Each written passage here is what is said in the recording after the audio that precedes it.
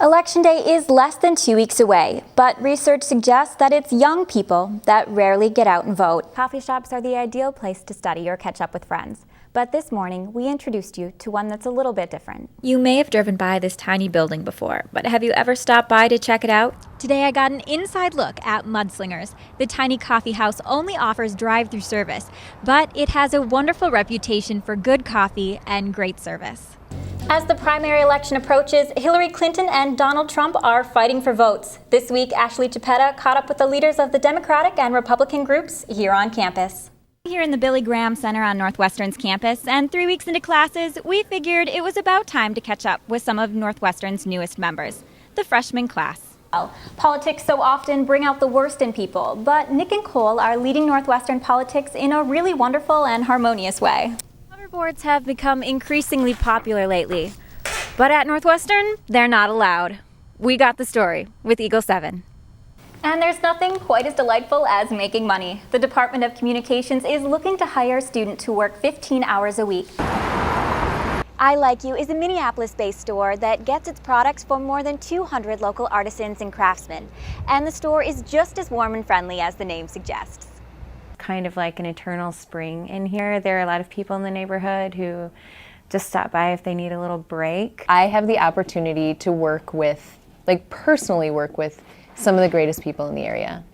I love selling at I Like You because everything is made by Minnesota crafters and they do an awesome job promoting everything. I bring the soy what candles that I hand make myself. I wish that you could smell this through the camera.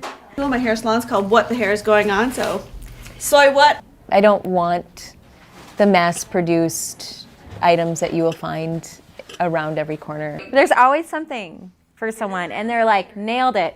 So sometimes we just have to be like, give us a little time, and then we will find it, you know. Pretty proud of what we do here. 55% of the sale going directly back to that artist. We've paid back over $2 million in our local community. We have a pretty small store with a really big heart, and yeah, I'm proud of that. By now, most of campus has heard something about student athlete Tiffany Stubbs' recent injury. This week, I sat down with her to get the whole story. Check out this week's Eagle feature. Last Tuesday, basketball captain Tiffany Stubbs suffered a searing and unexpected loss off the court. In order to retrieve the phone, Tiffany and her friends lifted these heavy metal bleachers. Somehow it slid back into place. Then it happened. Tiffany didn't lose her hand, but part of her pointer finger was severed. As the fall season comes to a close, the women's basketball season is just beginning. Last year, Eagle 7 told you about the injury that had Tiffany Stubbs sidelined. We checked back with Tiffany as she prepares for her final season. Last year, campus was covered in snow around this time of year. Today, we are looking at a high of 44 degrees and sunny skies, and it's only going to get warmer. This weekend, Saturday and Sunday in the upper 50s with mostly sunny skies, so be sure to get outside and really enjoy that weather while you can. Monday, Tuesday, and Wednesday, we are looking at chances of rain, and it's going to be cooling down a little bit with highs in the lower 50s to upper 40s.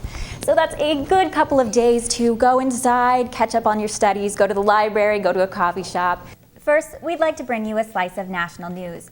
Netflix has raised their prices. According to CNN Money, the standard online streaming subscription has gone from $8.99 per month to $9.99 per month. It has been abandoned for years, but to street artists, photographers, and urban explorers, this place is still alive and well.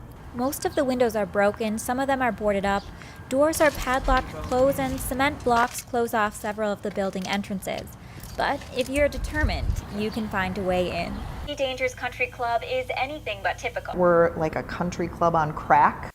And the club is not about blending in. The bright colors, the green, the pink, and everything, it's everywhere. But the bright colors aren't the first thing that'll catch your eye. It'll be the danger, also known as the mechanical tree, vertical patio, or simply put, a Ferris wheel. But to tell the story of Betty's danger, The story goes that Betty went to a country club with her mom and dad when she was 5 years old. the other children made fun of Betty for her mismatched clothes and lack of croquet etiquette. Little Betty started crying, and her parents took her home. But she never forgot about that experience and vowed to open her own country club. A place where everyone was welcome. So Betty grew up, married George, and created her beautiful and quirky country club.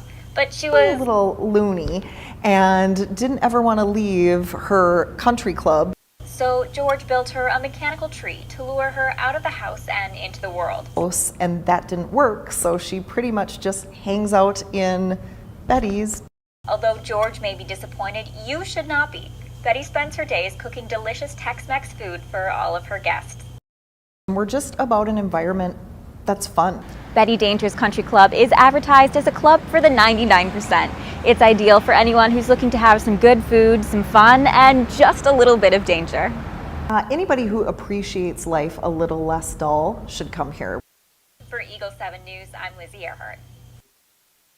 This week, I caught up with some of the members of the new production of Little Red. The theater department opened for Little Red yesterday. Today, we caught up with Marissa and Dawson, the leads in the production. Thanks, Brennan. Today we're looking at 73 degrees and rainy skies, but as the weekend continues, the weather is going to improve. Tomorrow we're looking at 69 degrees and partly cloudy skies. Enjoy that autumn weather while you can. Maybe get out, go to an apple orchard. You see them on the sidelines at every home football game and basketball game, cheering on your Eagles, showing their school spirit. The UNW cheerleaders, Eagle 7 photographers Van Shea Murdoch and Josh Pham sat down with the heart and soul of the team. Here's this week's Eagle feature. That's all the news we have for you this week. I'm Lizzie Arehart.